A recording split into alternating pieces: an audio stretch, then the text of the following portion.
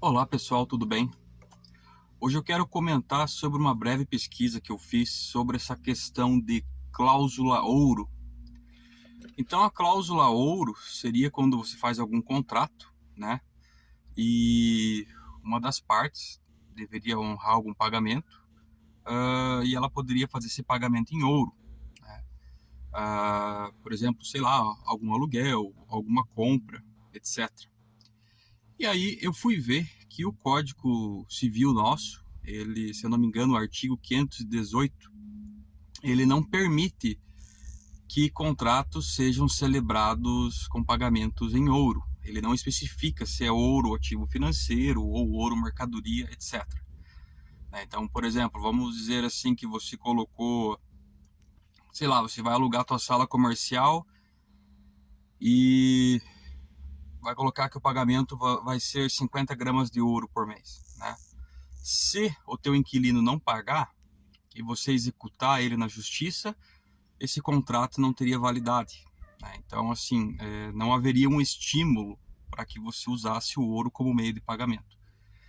Ah, Ao mesmo tempo, ano passado foi aprovado aí seria o marco do câmbio, né?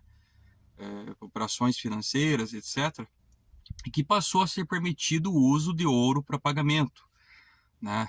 Seria tanto pagamento de serviços quanto de mercadorias, prestação de obras públicas, vamos dizer, uma empresa construtor de construção civil aqui no Brasil faria alguma construção no exterior e ela poderia receber esse pagamento em ouro, ou alguma empresa brasileira pudesse fazer o pagamento de uma importação ou de alguma obra em ouro, né? Dependendo de uma regulação do Banco Central. Eu não fui atrás ainda ver se tem essa regulação do Banco Central, mas o meu objetivo inicial era entender se é possível o uso dos metais para questões econômicas, né, transações, etc. Uh, e aí, por exemplo, principalmente imóveis, né? Então, eu vi assim que o meu entendimento é o seguinte, que entre pessoas físicas ou entre entidades brasileiras, por assim dizer, né, ambas as partes são brasileiras, não é possível a utilização do ouro, né? Já a prata, como ela é tratada como mercadoria, sim, então vamos dizer assim, eu quero comprar um avião, né? Eu posso trocar esse avião por mercadorias. Pode ser uma safra de feijão, 500 sacos de feijão, sei lá quantos sacos de feijão, ou tantos quilos de prata, etc. Então, uma transação envolvendo prata, ela não é tida como a prata não é um metal monetário aos olhos da regulação brasileira, ela é uma mercadoria. Não seria feita então uma compra, mas sim uma permuta, uma troca, né? Da mesma maneira que você pode trocar um imóvel por outro, né? Você poderia trocar um imóvel por prata. Você pode trocar um carro por prata, assim como você poderia trocar um carro por outro carro, e por aí vai. Eu não entrei nos detalhes de como que isso funciona contabilmente falando, né, ou tributariamente falando, porque teria que fazer bem um estudo aprofundado, não é minha área, né, mas acredito que um bom contador saberia explicar isso. Mas eu acho interessante, primeiro, né, mudou-se a legislação para permitir que houvesse transações em ouro, né, comércio internacional. É como se talvez até fosse, de modo sutil, um retorno ao padrão ouro, né, sem a gente nem perceber. Por outro lado, leva você a pensar por que é que eles não permitiriam que as pessoas transacionassem em ouro, né? Por que que você é forçado a utilizar a moeda fiduciária como meio de fazer comércio, né? Então, gerou-se uma exceção para favorecer alguma classe, né? Algum tipo de entidade, né? Uma personalidade jurídica, etc., né? Isso ainda fica restrito a essas transações envolvendo pelo menos um estrangeiro para importação ou serviço aqui no Brasil ou no exterior, né? Então, passou-se a permitir esse uso monetário do ouro para essas coisas, mas para a grande massa da população isso ainda não é permitido e também não é fomentado, não há conhecimento geral das pessoas, né? Mas aí também entra o que eu acredito, que na nossa realidade, ter prata é melhor do que ter ouro, né?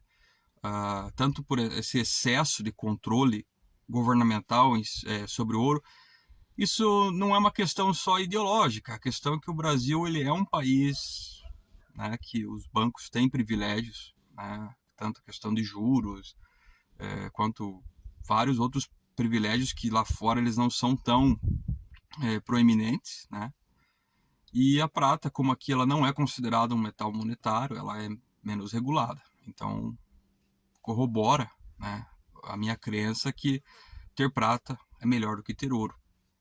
E, claro, né, o problema sempre é a precificação desse metal, né? Quantos quilos de prata eu preciso para trocar, sei lá, em 10 hectares de terra, né? Qual que é o padrão que vai ser convencionado?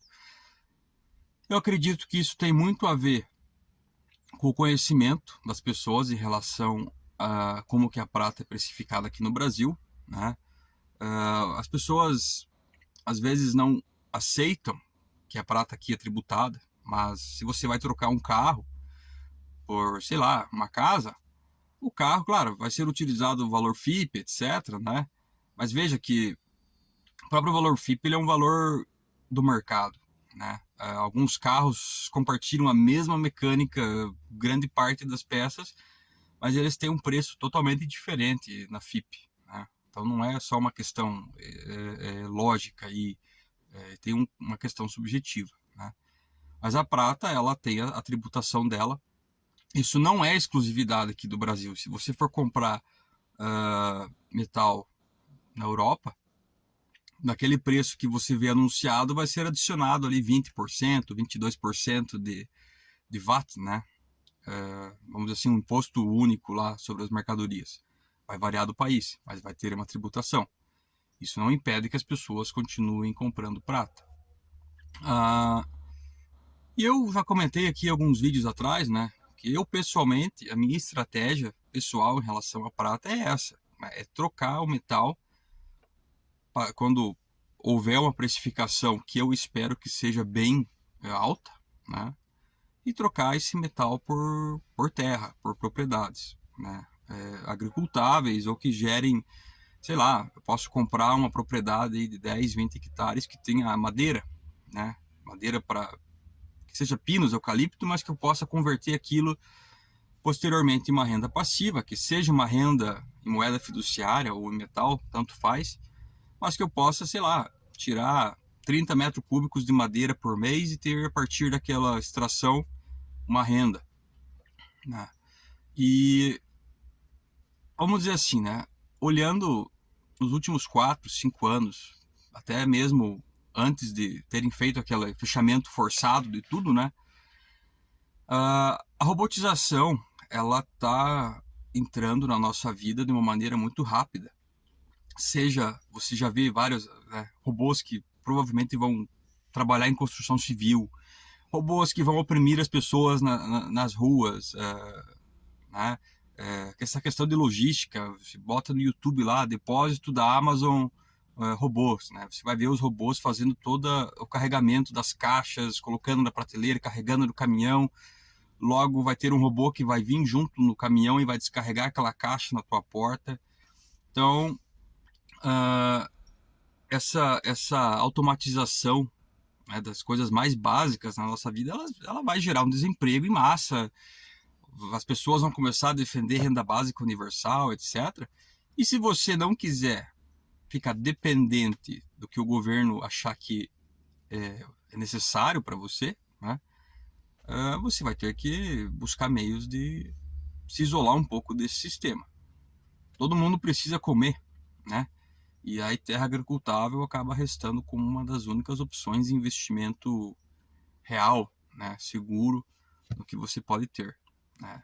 Eu não sou muito daquele ditado de quem compra terra nunca erra, né? Mas, por exemplo, entre você comprar terras agricultáveis e você comprar salas comerciais em um condomínio comercial, com essa questão de todo mundo trabalhando em casa, né? Se torna muito mais lógico você ir atrás da terra agricultável, mesmo sabendo que na prática é muito mais trabalho, né? Você gasta muito mais energia e tempo cuidando de uma propriedade rural. Mas enfim, não quero me estender muito, né? Eu só queria trazer essa informação para você. Lembre-se que o melhor dia para comprar prata era ontem, né? E o segundo melhor dia é hoje.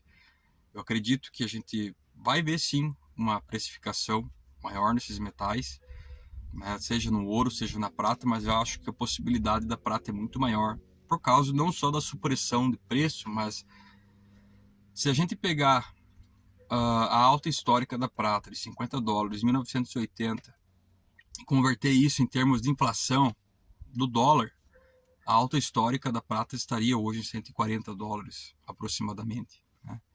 Então, se pensando em ganhos, valores nominais, isso já é expressivo, né? Agora, ainda levando em conta a possibilidade de você ter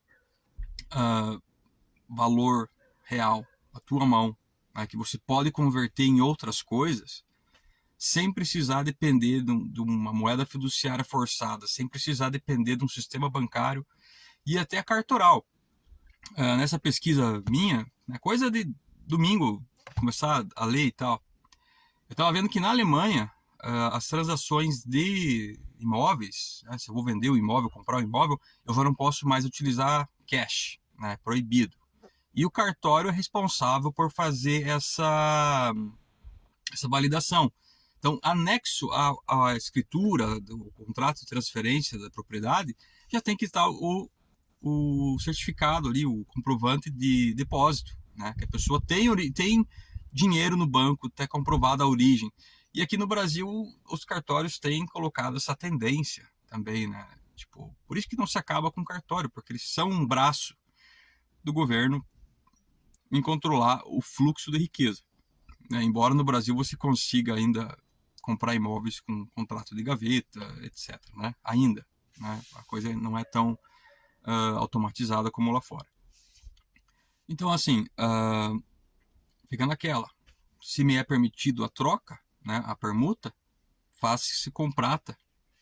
E a questão do ouro, e não é que eu não gosto de ouro, né? Mas eu acho que a prata, por ser menos controlada, ela teria menos restrições e, né, passaria quase em branco aos olhos do sistema. Quando é ouro, a coisa sempre rola todo mundo arregala o olho e fica ali já gerando, né, ilações sobre a origem do ouro, etc. Era isso, né? Só queria trazer essa informação, compartilhar com vocês, né? Eu agradeço a atenção, agradeço o teu tempo, compartilhe, deixe teu comentário. E é isso aí. Até breve. Tchau, tchau.